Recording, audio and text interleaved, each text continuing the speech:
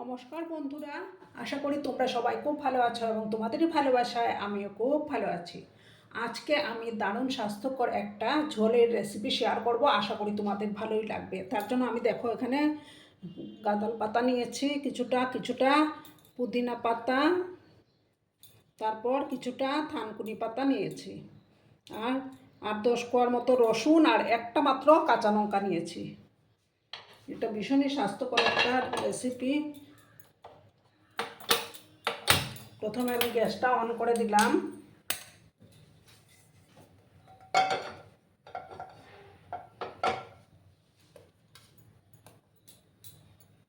প্যানটাকে প্রথমে আমি ভালো করে গরম করে নেব। দেখো বন্ধুরা, আমি এবার সামান্য একটু তেল দিয়ে দিলাম। খুব একটা বেশি তেলের দরকারও পড়বে না। তেলটাকে প্রথমে আমি ভালো করে গরম করে নেব।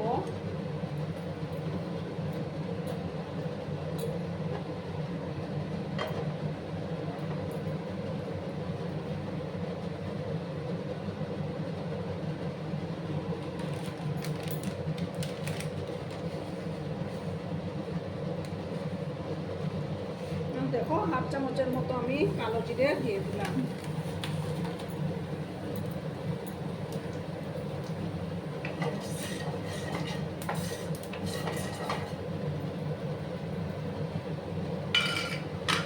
এবার দেখো, আমি দুটো বেগুন আর ছোট দুটো আলু কেটে রেখেছিলাম, সেইগুলো এবার দিয়ে দেবো।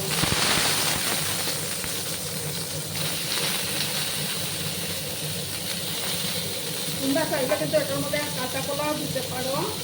আমার কাছে কাঁচা কলা ছিল না, তাই আলু আর বেগুন দিয়ে আমি রান্না সামান্য 1 চিমটি লবণ হলুদ গুঁড়ো অ্যাড করে দিচ্ছি।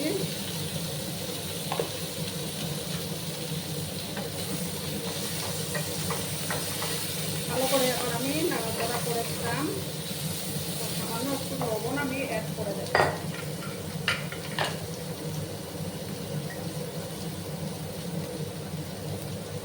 খুব একটা বেশি লবণ আমি দিলাম না।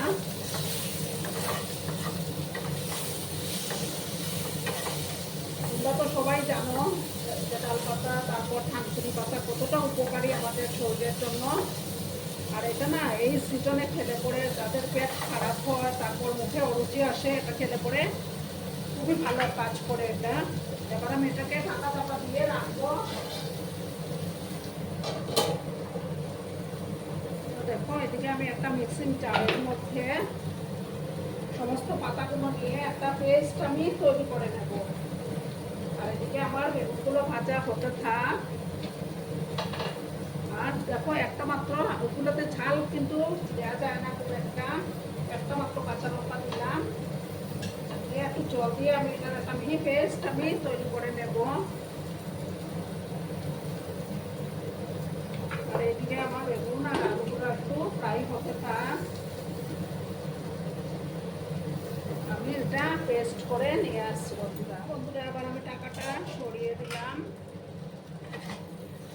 একটু নাড়াচাড়া করলাম আমি। আর এদিকে দেখো, আমার পেস্টটা আমি তৈরি করে ফেলেছি। এবার আমি এই পেস্টটা এটার মধ্যে দিয়ে দেবো। মিক্সিং জারটা ধুয়ে আর একটু জল আমি অ্যাড করে দেবো। দারুণ টেস্টি হয় বন্ধুরা, এই রেসিপিগুলো একবার ট্রাই করো বাড়িতে। খুবই উপকারী এই রেসিপিটি।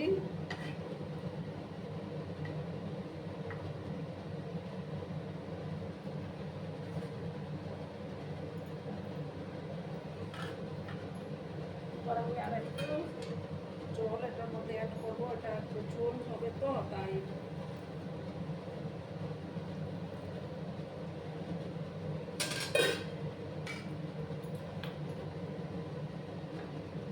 এই তরকারির কালারটা কিন্তু এইরকমই হবে, যেহেতু সব কিছু সবুজ, তার জন্য। এই সিজনে তোমরা অবশ্যই এটা একবার ট্রাই করো বন্ধুরা। এবার আমি পরিমাণ মতো লবণটা অ্যাড করে দিচ্ছি।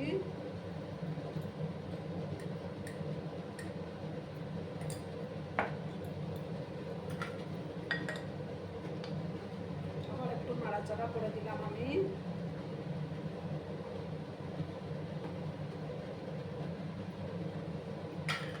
আমি গ্যাসের আঁচটা কমিয়ে 5-7 মিনিটের মতো এটাকে রান্না করে নেব, তাহলেই তৈরি হয়ে যাবে।